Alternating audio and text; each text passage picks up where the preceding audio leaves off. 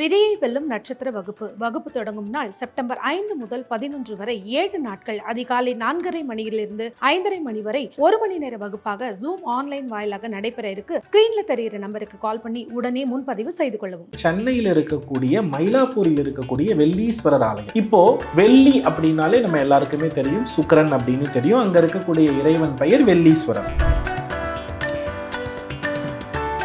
இப்ப ரிஷபராசி அப்படின்றது உலகியல் வாழ்க்கையை பற்றி சொல்லக்கூடிய ராசி. அதாவது குடும்பம், வருமானம், குறிப்பா சந்திர பலத்தை அதிகப்படுத்துற ராசியில இது ரொம்ப முதன்மையானதாக இருக்கிறது. முதல் விஷயமே விருச்சிக ராசிக்கு ரிஷப ராசியை இயக்கிறது தான் பரிகாரம். அதோடைய ஃபர்ஸ்ட் விஷயமே இங்க என்ன ஆயிடுச்சுன்னா, விநாயக பெருமானுடைய வழிபாடு என்ன ஆயிடுச்சு, கிளிக் ஆயிடுச்சு. அதுல ஒரு பெரிய விசேஷம் என்ன அப்படின்னா, எல்லாருமே வெள்ளீஸ்வரரை வெள்ளிக்கிழமை போய் வழிபடுங்கன்னு சொல்லுவாங்க. ஆனா நான் சொல்ற திங்கள் கிழமையில வழிபடுங்க. வெள்ளிக்கிழமையில போகலாம், சுக்கிர பூஜைகள் எல்லாம் பண்ணலாம். ஆனா திங்கள் கிழமையில வழிபட்டா சுக்கிர சந்திர தோஷம் இருப்பவர்கள் தாராளமாக இந்த ஆலயத்தில் இருக்கக்கூடிய கணபதியை வழிபட்டு நிச்சயமா நம்மளால என்ன பண்ண முடியும்னா மிகப்பெரிய வெற்றியை அடைய முடியும். நேயர்கள் அனைவருக்கும் வணக்கம். ஆன்மீகம், ஜோதிடம் ரீதியா நிறைய பதிவுகள் நம்மளோட சேனல்ல பார்க்குறோம். இன்னைக்கும் ஒரு ஆலயத்தை பத்தின ஒரு வித்தியாசமான பதிவை தான் பார்க்க போறோம். இதற்காக நம்ம கூட இந்த உரையாடல்ல ஜோதிடர் மற்றும் பிரணவ வாஸ்து நிபுணர் சிவகுரு ரூபன் டாக்டர் ஜி சத்யசீலன் குருஜி அவர்கள் கூட தான் இணைஞ்சிருக்கோம். குருஜி வணக்கம். ஸ்ரீ குருப்பியோ நமஹா, ஸ்ரீ மாத்ரே நமஹா, ஓம் அகத்தீசாயை நமஹா. இறையடியார்கள் அனைவருக்கும் அன்பான வணக்கங்கள். வணக்கமா. நிறைய கிரக சேர்க்கைகள், ஜோதிடம், ஜாதகம் இப்படி தான் இருக்கும் உங்கள் வாழ்க்கைங்கிற மாதிரி நிறைய விஷயம் சொல்கிறீங்க. நிறைய ஆலயங்களை பற்றியும் சொல்லியிருக்கீங்க.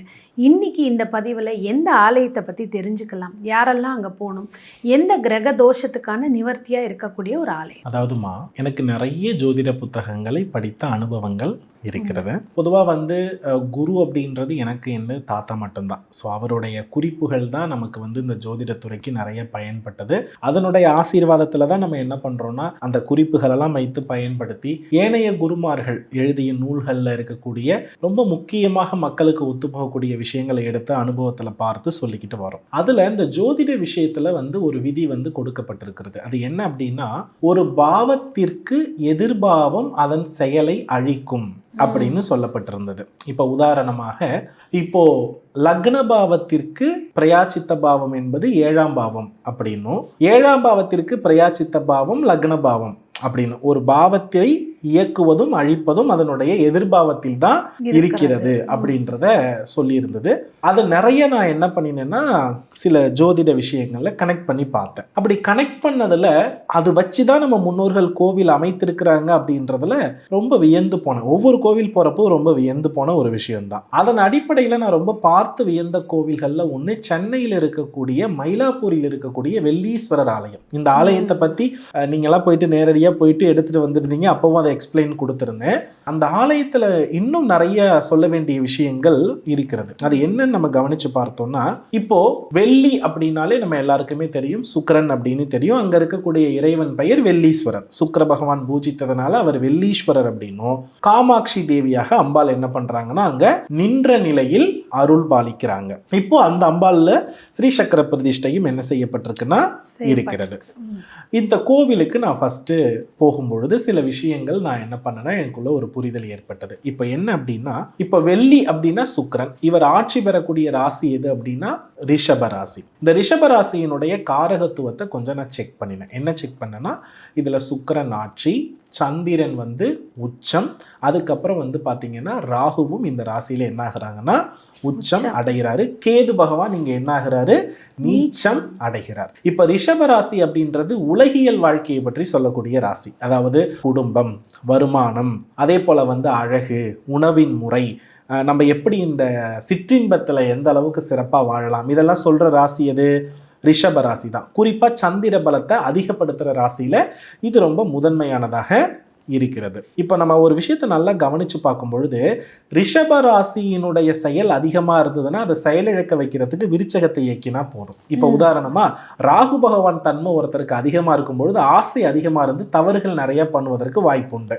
இப்போ அந்த தவறுகள் குறைக்கணும்னா நாம கேதுவை செயல்படுத்தணும். அப்போ அதை கட்டுப்படுத்துதல் தடை அப்படின்றது எதை குறிக்கும்னா கேதுவை தான் குறிக்கும். அது கரெக்டா எங்க வருதுன்னா இந்த ரிஷப ராசிக்கு 7ஆம் பாவமான விருச்சக ராசியில தான் கேது என்ன ஆகிறாரு, உச்சம் அடைகிறார். அப்போ இங்க நம்ம ஒரு விஷயத்தை நல்லா புரிஞ்சுக்கணும். விருச்சக ராசியில ஒரு தன்மை இருந்தா அவருக்கு ரிஷப ராசி காரகத்துவத்தை இயக்கணும். இப்ப உதாரணமா ஒருத்தருக்கு வாழ்க்கையே பிடிக்கல, வாழவே பிடிக்கல, தற்கொலை எண்ணம் நிறைய இருக்கு, பூமி வாழ்க்கையில மனிதர்கள் தொடர்பே இல்லைன்னா இவர்கள் எல்லாம் கேதுவின் கட்டுப்பாட்டுக்குள் இருப்பவர்கள். இவங்களுக்கு எல்லாம் ஆசையே இல்லை அப்படின்றது அர்த்தம். இப்ப இவங்களுக்கு ஆசை வரணும்னா ராகு பகவானை நம்ம என்ன பண்ணி ஆகணும், இயக்கி ஆகணும். அப்போ இந்த கேதுவினுடைய உச்சத்தன்மையை நீச்சப்படுத்தக்கூடிய அளவுக்கு ஒரு அதிசயம் இந்த வெள்ளீஸ்வரர் கோவில்ல நான் பார்த்தேன். அது என்ன அப்படின்னா நம்ம எல்லாருக்குமே கேது பகவான்னா விநாயகர் அப்படின்றது தெரியும். விநாயகரை பெரும்பாலும் நம்ம எப்படி பார்ப்போம், ஒரு அரச மரத்தடியில அமர்ந்த நிலையில தனியா பார்ப்போம். ஆனா இந்த வெள்ளீஸ்வரர் ஆலயத்துல விநாயக பெருமான் நின்ற நிலையில தம்பதி சமேதரோடு காட்சி கொடுக்கிறார். அப்ப நல்லா கவனிச்சு பார்த்தோம்னா அதாவது கேதுத்தன்மை உச்சமடைந்திருப்பது அமர்ந்து நடுவீதியில் இருக்கிற பிள்ளையார். ஆனா அது ராகுவோடு அவர் பரிகாரம் ஆகி இருக்கிறது எங்க அப்படின்னா இந்த ஆலயத்துல நின்ற நிலையில மனைவியரோடு ராஜ தோரணையில என்ன பண்றாருன்னா இருக்கிறார். அப்போ இந்த முதல் விஷயமே விருச்சிக ராசிக்கு ரிஷப ராசியை இயக்கிறது தான் பரிகாரம். அதோடைய ஃபர்ஸ்ட் விஷயமே இங்க என்ன ஆயிடுச்சுன்னா விநாயக பெருமானுடைய வழிபாடு என்ன ஆயிடுச்சு, கிளிக் ஆயிடுச்சு. அதுல ஒரு பெரிய விசேஷம் என்ன அப்படின்னா இதுல விநாயக பெருமான் வந்து பாத்தீங்கன்னா தெற்கு நோக்கி காட்சியளிக்கிறது ரொம்ப ரொம்ப விசேஷம். எப்படி அது விசேஷம் அப்படின்னு எடுத்துக்கிட்டோம்னா பொதுவா இந்த தெற்கும் தென்மேற்கும் தான் மண் தத்துவத்தின் அடையாளமாக சொல்லப்படும். கேது வலுவடைந்த யாருக்குமே வந்து அவங்க பிறப்பு ஜாதகத்துல மண் தத்துவம் நல்லா வேலை செய்யாது. அதனால அவர்களுக்கு வந்து தாம்பத்திய சுக நாட்டம் என்பது என்ன பண்ணாதுன்னா வராது. அதை கொடுக்கக்கூடிய நிலையில இந்த கோவில் என்ன பண்றாருன்னா தெற்கு நோக்கி விநாயக பெருமான் அட்டகாசமா காட்சி கொடுக்கிறாரு. இது முதல் விஷயம். அதுக்கு அடுத்தபடியா நம்ம கவனிச்சு பார்த்தோம்னா ரிஷப ராசியில அடுத்து உச்சம் அடைகிறது யாரு, சந்திரன் உச்சம் அடைகிறாரா. கரெக்டா பாருங்க, காமாட்சி அம்மன் இருக்காங்க.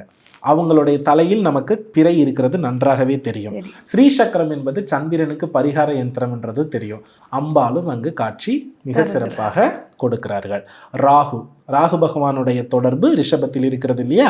அந்த கோவிலை நீங்க கவனிச்சு பார்த்தீங்கன்னா வாராகி, சப்த கன்னிமார்கள், வீரபத்ரர் இவர்களுடைய எல்லா தொடர்பும் அந்த ராகு அதிதேவதைக்குரிய பிரயாச்சித்தங்கள் அவ்வாறே இருக்கிறது.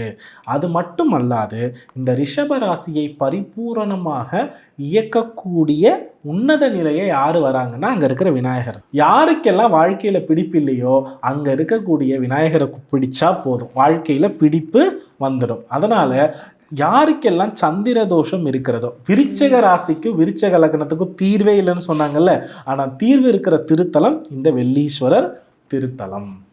ஸோ எல்லாருமே வெள்ளீஸ்வரரை வெள்ளிக்கிழமை போய் வழிபடுங்கன்னு சொல்லுவாங்க.